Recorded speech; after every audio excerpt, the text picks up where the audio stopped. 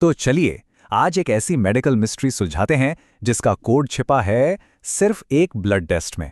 एक ऐसा टेस्ट जो किसी जासूस की तरह मरीज की हालत के बारे में वो सारे जरूरी सुराग दे देता है जिनकी डॉक्टरों को तलाश होती है। हाँ, सवाल यही है कि आखिर खून का सिर्फ एक टेस्ट जिंदगी और मौत के बीच का फासला कैसे तय कर सकता है। ये एबीजी टेस्ट इतना पावरफुल डायग्नोस्टिक टूल क्यों है और कैसे ये डॉक्टरों को वो तेजी दिखाता है जिससे जानें बचती हैं। तो ये एबीजी टेस्ट आखिर है क्या भला? देखिए, बहुत आसान शब्दों में समझते हैं। ये हमारे शरीर की एक क्रिटिकल स्टेटस रिपोर्ट है।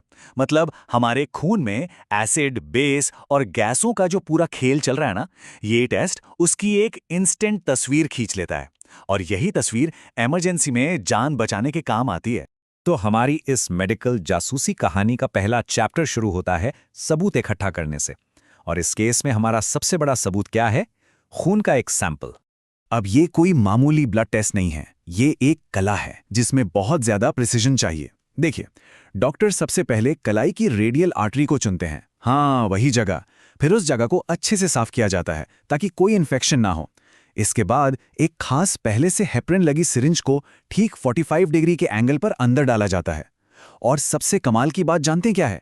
आर्टरी का अपना प्रेशर इतना होता है कि वो सिरिंज को खुद ब खुद भर देती है। और हाँ, सैंपल लेने के बाद उस जगह को कम से कम 5 मिनट तक दबाकर रखना बहुत जरूरी है ताकि ब्लीडिंग ना हो। लेकिन जैसा मैंने कहा, यह प्रक्रिया आसान नहीं है। इसमें कुछ रिस्क भी हैं। कभी कभी आर्टरी अचानक सिकुड़ सकती है या बहुत ज्यादा ब्लीडिंग हो सकती है। अरे, नर्व डैमेज का भी खतरा रहता है। इसलिए सही टेक्निक और अनुभव का होना यहां पर मतलब सब कुछ है। चलिए, सबूत तो मिल गया। अब हमारी इन्वेस्टिगेशन का अगला पड़ाव शुरू होता है, यानी लैब में इन सुरागों को डिकोड करना, मतलब एबीजी रिपोर्ट के उन 3 जादुई नंबरों को समझना। तो हमारा पहला और सबसे बड़ा सुराग है पीएच। आप इसे हमारे खून के एसिड बेस बैलेंस का मीटर मान सकते हैं। जैसे ही ये मीटर नॉर्मल से ऊपर या नीचे जाता है, समझ लीजिए कि शरीर में कहीं तो कुछ गड़बड़ है। ये पहला अलार्म है। दूसरा सुराग है PaCO2 और ये सीधा सीधा हमारी सांसों से जुड़ा है। हमारे फेफड़े, इनका काम है कार्बन डाइऑक्साइड को शरीर से बाहर फेंकना। अगर सांस लेने में कोई भी दिक्कत हुई तो ये नंबर फौरन ऊपर नीचे होने लगता है। ये रेस्पिरेटरी सिस्टम का हाल बताता है। और हमारा तीसरा और आखिरी सुराग है HCO3- यानी बाइकार्बोनेट। ये हमारे शरीर के मेटाबॉलिक सिस्टम का इंडिकेटर है और इसका कंट्रोल रूम है हमारी किडनियां। तो केस क्लियर है। हमारे पास 3 मेन सुराग हैं, पीएच, PaCO2 और HCO3-। अब हर जासूस के पास एक कोड बुक होती है ना? तो ये रही हमारी। एबीजी के नतीजों को क्रैक करने के लिए ये टेबल सबसे जरूरी है। देखिए, नॉर्मल पीएच होता है 7.5 से 7.5 के बीच। इससे कम हुआ तो मतलब खून एसिडिक हो रहा है और ज्यादा हुआ तो एल्कलाइन।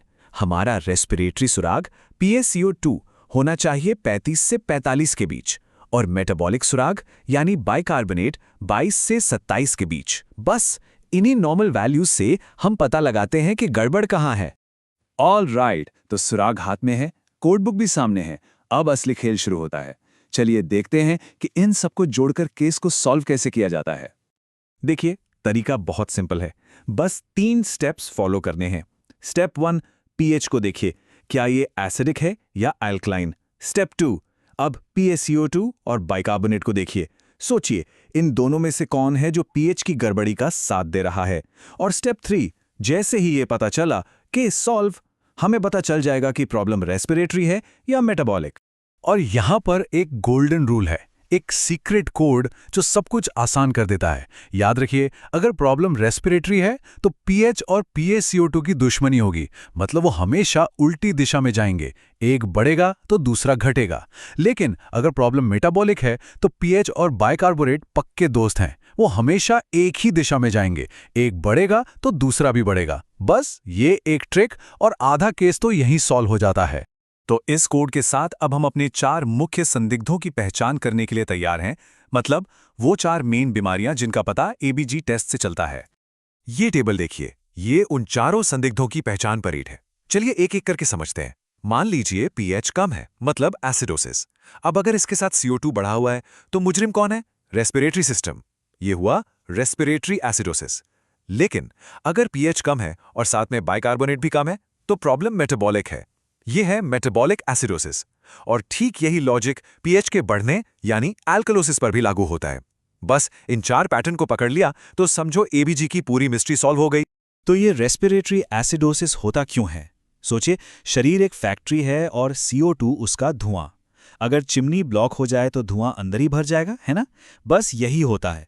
जब COPD, अस्थमा या किसी भी वजह से फेफड़े ठीक से काम नहीं कर पाते तो वो CO2 को बाहर नहीं निकाल पाते और खून एसिडिक हो जाता है। और मेटाबॉलिक एसिडोसिस? इसके पीछे 2 वजहें हो सकती हैं। या तो शरीर में एसिड बहुत ज्यादा बन रहा है, या फिर हमारी किडनियां एसिड को बेअसर करने वाला बाइकार्बोनेट नहीं बना पा रही हैं। ऐसा अक्सर डायबिटिक कीटोएसिडोसिस में होता है, जब अनकंट्रोल्ड शुगर की वजह से खून में एसिड भर जाता है, या फिर जब किडनियां ही फेल हो जाती हैं। लेकिन रुकिए, कहानी में अभी एक और ट्विस्ट बाकी है। हमारा शरीर भी एक फाइटर है, वो चुपचाप हार नहीं मानता। तो अब देखते हैं कि शरीर खुद इस गड़बड़ी को ठीक करने की कोशिश कैसे करता है। और यहीं पर डॉक्टरों के लिए एक बड़ा सवाल खड़ा हो जाता है। ये बात बहुत सिंपल है। हमारा शरीर एक टीम की तरह है। जब एक सिस्टम, मान लीजिए फेफड़े, मुश्किल में होते हैं तो दूसरा सिस्टम यानी कि किडनियां उसकी मदद के लिए आगे आती हैं। और अगर किडनियों में गड़बड़ हो तो फेफड़े मोर्चा संभाल लेते हैं, एक दूसरे को बचाने की कोशिश करते हैं। शरीर के इस हीरो वाले काम को, इस बैलेंस बनाने की कोशिश को मेडिकल भाषा में कंपेंसेशन कहते हैं। शरीर का बस एक ही मकसद होता है, किसी भी तरह पीएच को वापस उस नॉर्मल रेंज में खींचकर लाना। जैसे अगर फेफड़े CO2 बाहर नहीं निकाल पा रहे तो किडनियां ज्यादा बाइकार्बोनेट बचाकर उस एसिड को न्यूट्रलाइज करने लगती हैं। और अब आते हैं एक बहुत ही प्रैक्टिकल सवाल पर। देखिए, एबीजी को गोल्ड स्टैंडर्ड तो माना जाता है, पर यह दर्दनाक और रिस्की भी है। तो क्या इसका कोई विकल्प है? जी हाँ, वीबीजी यानी वीनस ब्लड गैस। ये नसों से लिया जाता है, जो बहुत आसान और सेफ है। और कई बार, खासकर जब सिर्फ पीएच का पता लगाना हो, तो वीबीजी के नतीजे भी काफी भरोसेमंद होते हैं। तो आखिर में सवाल यही बचता है, जब सारे सुराग साफ साफ एक मेटाबॉलिक प्रॉब्लम की तरफ इशारा कर रहे हों, तो क्या उस केस को सॉल्व करने के लिए एक मुश्किल और दर्दनाक आर्टीरियल स्टिक का खतरा उठाना हमेशा जरूरी है, या फिर एक आसान वीबीजी से भी काम चल सकता है? ये वो सवाल है जहां मेडिकल साइंस और प्रैक्टिकल सोच का संतुलन बनता है, और डॉक्टर हर दिन मरीज की बेहतरी के लिए यही फैसला लेते हैं।